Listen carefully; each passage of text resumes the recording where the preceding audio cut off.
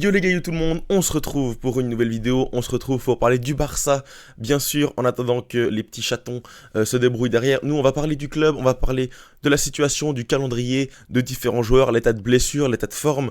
Donc voilà, on va en parler dans cette vidéo. Avant que cette vidéo commence, je vous souhaite la bienvenue sur celle-ci et je vous souhaite également de vous abonner et de liker mon contenu, ça m'aide beaucoup dans le développement de mon projet YouTube comme vous le savez. En tout cas on se retrouve tout de suite sur l'asset et pour regarder tout ça. Ok, donc là on est tout de suite ici et on voit tout de suite qu'est-ce qui nous remarque, c'est l'arrivée et le retour de Ansu Fati qui va se faire donc très prochainement. Apparemment, il peut être disponible dès le premier match de retour face à Girona. Donc ça, c'est vraiment une très bonne nouvelle. À voir maintenant comment Ansu il va se sentir, comment est-ce qu'il va s'intégrer dans ce groupe. Mais voilà, je pense que bon, on a un effectif pas non plus très profond. Donc Ansu, il aura sa carte à jouer. Moi, je trouve que c'est une bonne nouvelle qu'il revienne. Voilà, il a quand même un statut au club, il a quand même un des salaires les plus élevés de l'effectif. Donc c'est quand même important, c'est quand même... Voilà, il faut pas qu'on l'abandonne, il faut qu'on le soutienne. C'est également la même chose pour Gavi. Gavi qui va revenir prochainement de blessure. Sa date de retour, elle est fixée entre octobre et novembre pour le jeune Gavi. Donc forcément, ça c'est également une très bonne nouvelle. Quand on sait la blessure de Bernal, la blessure de Jong, le départ de Gundogan, avoir un Gavi à 100%, bien sûr que ça serait vraiment top.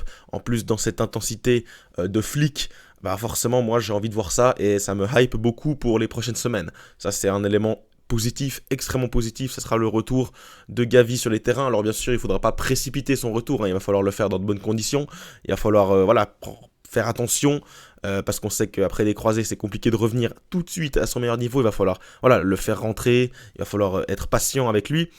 Mais en tout cas, sur les blessures, en termes de retour de blessure, ça va. Et en termes de blessures, ça va aussi. Pourquoi ? Parce qu'il n'y a pas non plus de blessés à déclarer récemment. Lors du match, donc ici 4-1 de l'Espagne face à la Suisse, on a ici Lamine Yamal, comme vous le voyez, qui est sorti à la 45e, et Pedri, qui est sorti à la 20e suite au carton rouge de Lenormand. Donc ça, c'est également très bien. Les deux joueurs sortent, les deux joueurs peuvent s'économiser. Donc ça, c'est une très bonne chose. On n'a pas non plus de blessures à signaler du côté de l'Espagne, ce qui est bien. Lamine Yamal est sorti, Pedri est sorti. Les deux peuvent se blesser, on le sait, donc c'est bien qu'ils puissent se reposer. Dani Olmo également était parti après le match face à la Serbie.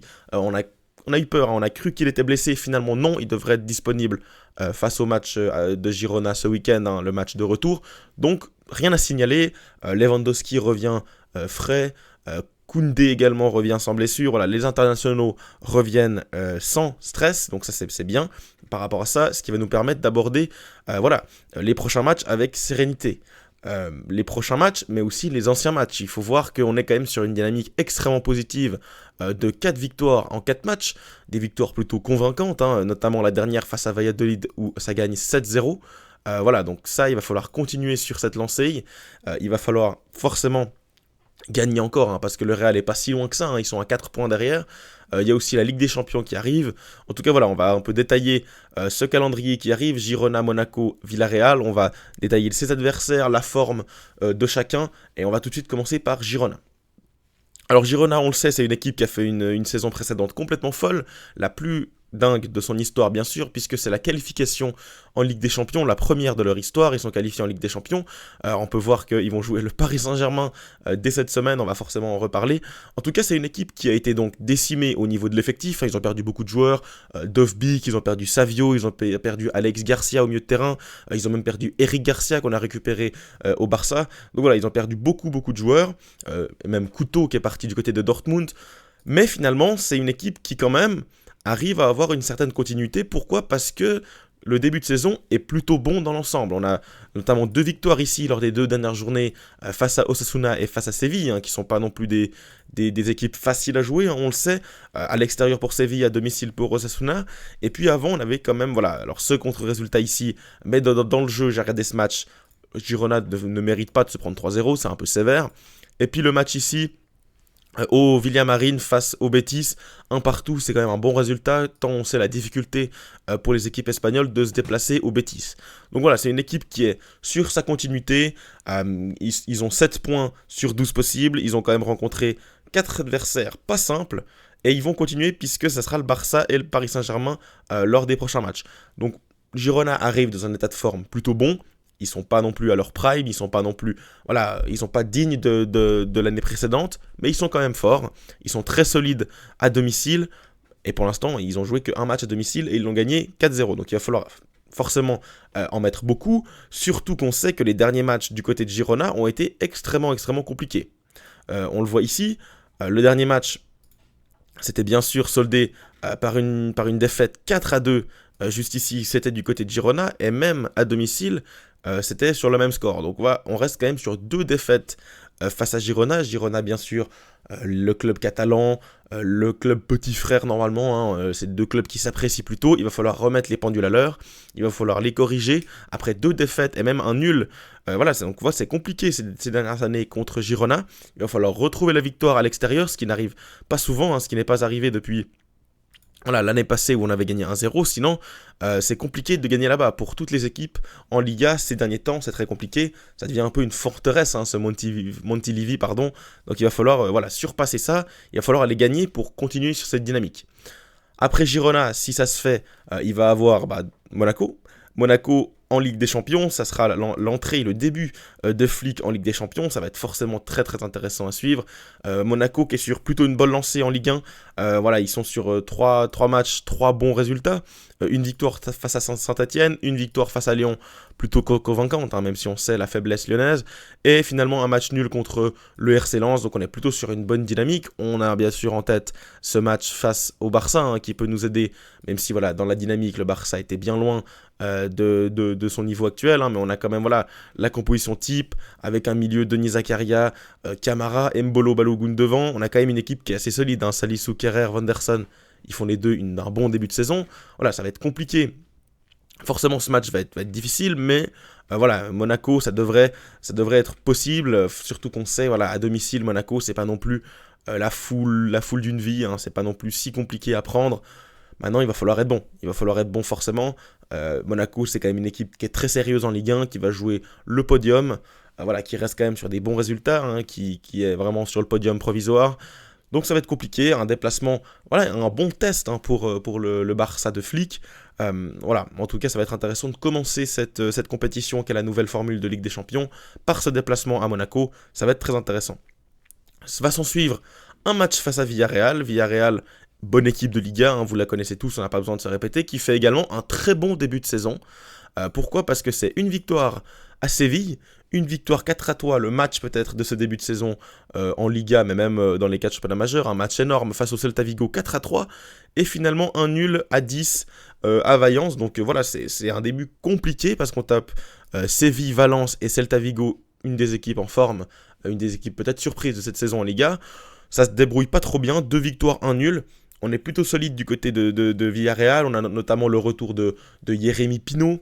Donc on a quand même 2-3 joueurs très bons dans cet effectif. Maintenant, on sait qu'on n'a pas non plus trop de mal souvent à gagner à Villarreal. On sait que l'année passée, on a gagné notamment assez facilement, c'était avec le maillot blanc, je ne sais pas si vous vous en souvenez. Villarreal, c'est pas non plus une équipe qui nous pose le plus de problèmes en temps normal. Même si attention, ils sont quand même sur le podium ici provisoire, on le voit. Le podium, le top 4 qualificatif en Ligue des Champions, c'est une équipe qui quand même fait un bon start. 2 matchs, 2 victoires, 2 nuls. Donc c'est pas non plus une équipe à prendre à la légère, c'est un déplacement qui est compliqué. Il va falloir être sérieux bien sûr contre eux, et il va falloir tenter notre chance. On voit que l'Atlético Madrid, en ouverture de saison, s'est pris les pieds dans le tapis face à cette équipe, et surtout dans ce stade de la Ceramica, c'est compliqué de se déplacer. C'est compliqué, on le sait. Pour le Barça, donc c'est 3 matchs compliqués qui nous attendent. Bien sûr, il va falloir être très prêt, être sérieux, il va falloir les jouer à fond. Ça va être forcément des matchs compliqués. Moi, j'ai vraiment peur de cet enchaînement. J'ai peur que la dynamique soit un peu touchée. J'ai peur que cette dynamique commence un peu à s'affaiblir. Parce que là, on a quand même Girona, Monaco, Villarreal. Après, on a quand même Retafe, ça devrait aller. Mais là, on a quand même 3 matchs avec 3 matchs d'une adversité qui va être quand même plus solide que Valladolid, le Rayo. Il va falloir être solide. Il va falloir continuer sur cette lancée. Il va falloir prendre des points. Il va falloir prendre des points en Ligue des Champions, il va falloir pas lâcher de points en Liga. Ça va être une période importante, surtout qu'on sait que le Real Madrid va jouer du côté de la Real Sociedad, donc peut-être ils ont possibilité de perdre des points. Nous, il va falloir en gagner à Girona, à Villarreal et à Monaco. Trois déplacements compliqués, bien sûr. On le sait, on est leader de ce championnat pour l'instant. Il va falloir le rester, tout simplement. Il va falloir confirmer cet écart de points. Là, on a pour l'instant 4 points d'écart. Il va falloir gagner, il va falloir en prendre un peu plus parce qu'on sait qu'avec 4 points, rien n'est joué. Bien sûr, je ne vous apprends rien. Voilà, en tout cas, pour l'instant, l'état du Barça actuellement. On a des joueurs sur le retour, comme on l'a dit. Des joueurs qui ne sont pas blessés, des joueurs qui reviennent un peu difficilement. On a le cas de Jong notamment, on ne sait pas tellement où il en est, il doit se faire opérer, il ne va pas se faire opérer. On est un peu perdu par rapport à ça. Christensen, on n'a pas trop de nouvelles. Araujo devrait revenir en novembre-décembre, donc c'est aussi compliqué pour lui. Voilà, on est pour l'instant compliqué. Olmo revient, il devrait ne pas être blessé. Pedri n'est pas blessé. Rafinha toujours en forme, futur ballon d'or bien sûr sur le côté. Lamine Yamal, il va falloir aussi le préserver, j'ai un peu peur. Devant, on a Lewandowski, s'il se pète, on n'a pas non plus grand monde derrière. Ansu Fati peut-être, Ferran Torres. Voilà, ça va être dans tous les cas très intéressant de suivre ce Barça sur les prochaines journées, pardon. Calendrier compliqué, mais on va relever le défi, j'en suis sûr. En tout cas, les gars, si vous avez kiffé cette vidéo sur le Barça, n'hésitez pas à vous abonner, à liker cette vidéo, à la partager. En tout cas, on se retrouve très vite pour parler de foot en général et du Barça, bien sûr, pour débriefer ces matchs, en parler quotidiennement. C'est tout pour cette vidéo.